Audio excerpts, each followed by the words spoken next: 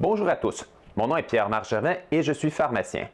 Aujourd'hui, dans cette capsule de Sarreau Blanc, nous allons parler de la destruction sécuritaire des médicaments. C'est donc 3 questions, 3 réponses et le tout en moins de 3 minutes. Alors, c'est parti. Première question. Quel est l'impact des médicaments sur l'environnement? Jeter ces médicaments dans le lavabo, la toilette ou dans les poubelles n'est pas un geste anodin pour l'environnement. Des études ont démontré que des ingrédients actifs de médicaments se retrouvent dans l'eau potable, dans l'eau de surface et dans l'eau de certains cours d'eau. Bien que cela ne semble pas dangereux pour la santé de l'humain, des effets ont été observés chez certains animaux. Il y a 3 façons pour les médicaments de se retrouver dans la nature. La première, c'est lorsque nous consommons un médicament ou lorsque les animaux reçoivent un médicament, celui-ci est éliminé par le corps. Il est ensuite rejeté par les urines ou encore par les excréments. La seconde façon, c'est par la peau. Peut-être que vous ne le saviez pas, mais le médicament est rejeté par votre peau.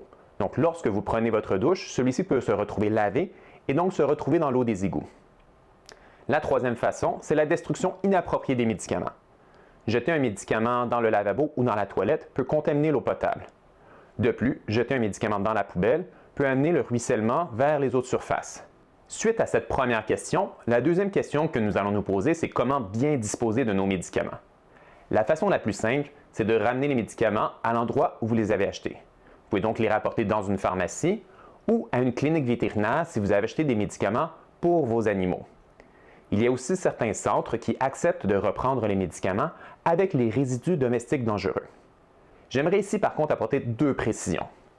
Premièrement, si vous avez des médicaments de la classe des stupéfiants, des opiacés, comme de la morphine, ceux-ci doivent être remis distinctement des autres produits. En effet, le pharmacien doit signer un formulaire qui indique qu'il a bien repris ces médicaments uniquement pour des fins de destruction de votre part. Ceci est là pour minimiser le risque de détournement de ces médicaments. La deuxième chose, c'est les produits qui ne sont pas des médicaments, comme les teintures à cheveux, ne vont pas à la pharmacie. Vous devriez les apporter dans un écocentre pour une destruction appropriée. Pour notre troisième et dernière question, nous allons nous demander comment sont détruits les médicaments. Lorsque vous ramenez vos médicaments à la pharmacie, le pharmacien n'est pas celui qui procède à la destruction à proprement parler. Il va confier les médicaments à une entreprise qui est spécialisée et qui respecte les lois et règlements en matière de destruction des produits de la santé et les lois de l'environnement.